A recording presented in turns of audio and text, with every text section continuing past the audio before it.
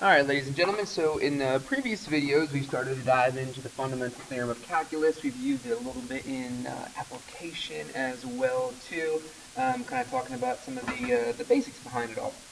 And as I had mentioned to get ready for, there is a part 2 to the fundamental theorem of calculus, also known as the integral evaluation theorem. And that is what the purpose of this video is going to be, is to look into the fundamental theorem of calculus part 2, which is all about in my opinion, the true concept of how we evaluate integrals. I think this kind of sums it all up. It really puts some pieces of the puzzle all together, and to see what it really means when we go ahead and evaluate an integral over a certain interval. Okay? And so the goals of this particular video is to, one, we're going to define what the fundamental theorem of calculus part 2 is, or the integral evaluation theorem is, as you can see on the screen right now. And then two, we're going to take it in a couple different examples. We're going to first look at a basic evaluation using this part 2, and then we're going to make the connection to area under a curve using some antiderivatives. So let's take a look at the theorem first and foremost. So fundamental theorem of calculus part 2. Say we have a function f, as we have been, as always. If a function f is continuous on an interval a to b, and if capital F is known as the antiderivative of lowercase f, our function, on a to b, then we can say that to evaluate the integral of the function f from a to b, we can take the antiderivative, remember the step before we took the derivative, the antiderivative of the function, and then we can go ahead and substitute the value for the upper limit into x minus when we substitute the value of the lower limit in for x, or a, in this case. Alright? So let's take a look here. We're going to take a look at an example using this theorem kind of verbatim, exactly how it looks. So let's dive right on into it. Let's say that we want to evaluate the following integral. We want to go from -1 to 3. The function itself is x cubed plus 1. Alright, and so that is what our function is, x cubed plus 1. And we want to evaluate that integral. And we're going to do so using the antiderivative. So let's think here for a sec. I don't really care too much about -1 to 3 at the moment. What I care about is x cubed plus 1. We need to find the antiderivative, the capital F, in this case. Alright, so when we're finding the antiderivative, remember what it is. It's the step before. So let's look at x cubed for a sec. If I'm looking at x cubed, that means, let's say I took the derivative of a function and I ended up with x cubed. That means my power rule tells me that my derivative should have been 1 less. So when I'm finding those antiderivatives, I'm not going to be decreasing the power, I'm going to be increasing the power by 1. So it's the complete opposite. So derivatives, we decrease the power.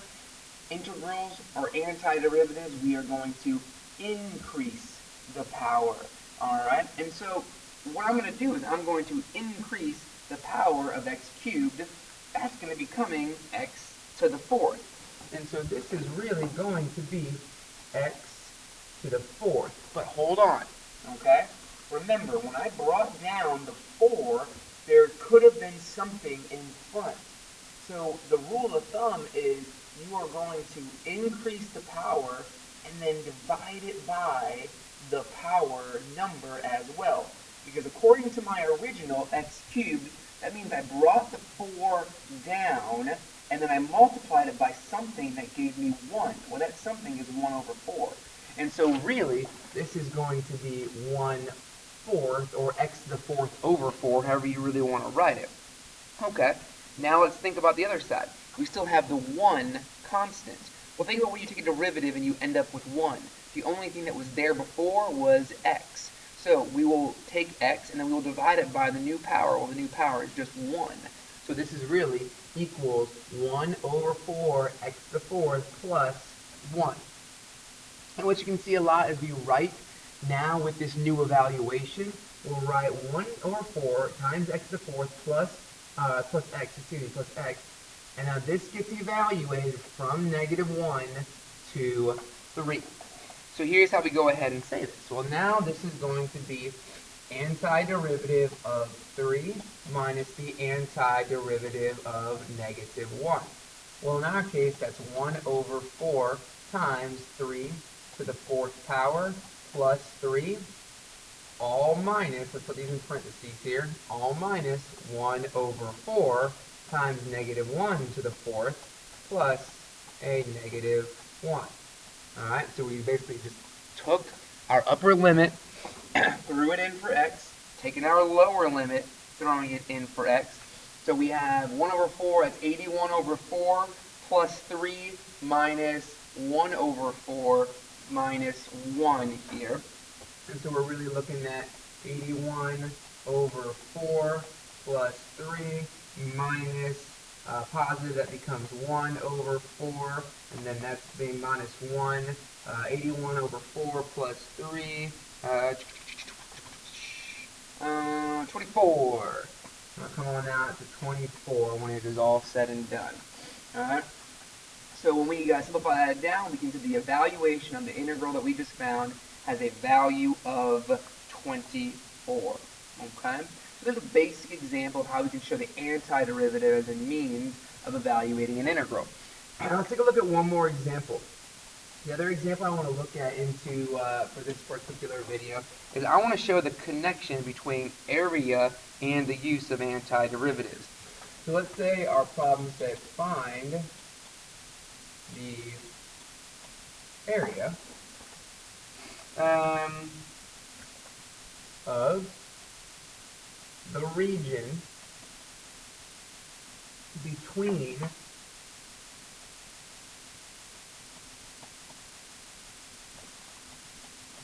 the particular curve, in this case it's y equals 4 minus x squared, between 0 and 3. Between 0 and 3, and the x-axis.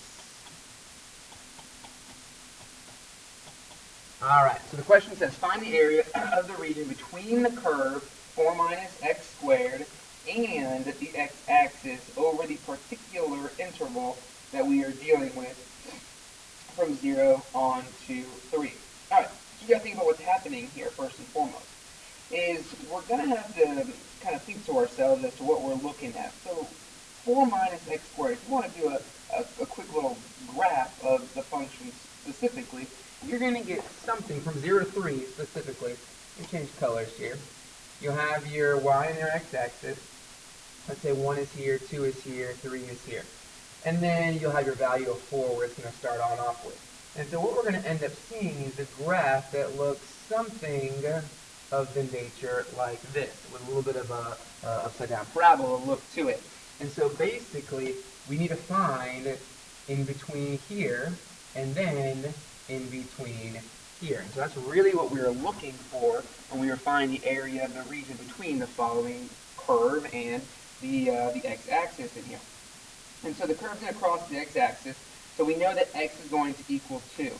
So we're really looking into two sub-intervals happening. We're kind of looking at what happens above the x-axis from 0 to 2, and we're looking at what happens below the x-axis from 2 to 3.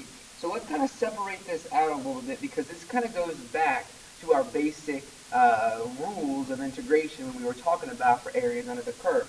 So let's find out what's happening from 0 to 2 first and foremost. That's above the x-axis.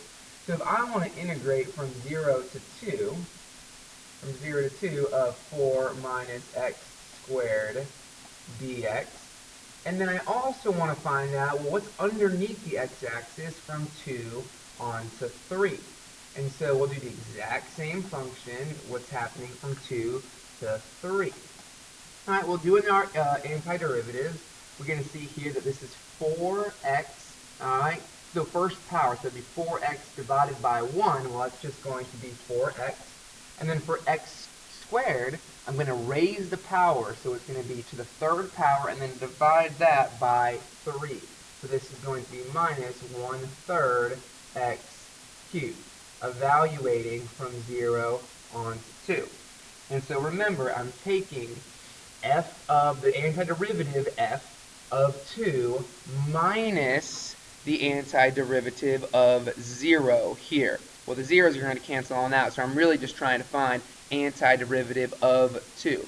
So substituting 2 back into x of our antiderivatives, just kind of save a little bit of time here. You guys can do the math. All right, this is going to end up giving us a value of 16/3. Okay, so that's the value. That's what's happening under the curve from 0 to 2. All right, from this function before we get to the 2 to 3 mark where we go underneath the x-axis. Now let's take care of it. Well, it's going to be the exact same antiderivative under the x-axis. The only thing that's going to change is now we are going to be looking from 2 on to 3. And so now we're going from 2 to 3. And so once again, we're substituting the values for 3 into x and into x. We get our value, and then we subtract it from 2 getting into x's in here. And once again, kind of save a little bit of time to save a little space here. And we see that it's going to be -7/3. All right. Well, we're getting somewhere now. Remember, it wanted the area between the curve and the x-axis. Well, the area is happening between, all right, 0 to 2 above it, and then it's happening from 2 to 3 below it. So I need to find the combination. So really, remember, all I'm really doing is finding the absolute value of the area, 16/3, plus the absolute value of the area that falls underneath it, -7/3. Well, the reason why we use absolute value is because the area under the curve from 2 to 3 gave us a negative result, but it gave us negative because it's underneath that x-axis here. And so really, the total area is when you add them all together, 16 plus 7, that's going to give us a total value of 23/3. All right. All right, ladies and gentlemen, that's going to wrap it on up for this video. What I would like you to do is to give a shot to a couple of them for me, please. And let's take a look here. Let's give a shot to... Alright. We're going to go with evaluate. Let me change colors. So I want you to try to evaluate the integral from 0 to 1 of x squared plus the root of x dx. I don't know why the writing is so off today.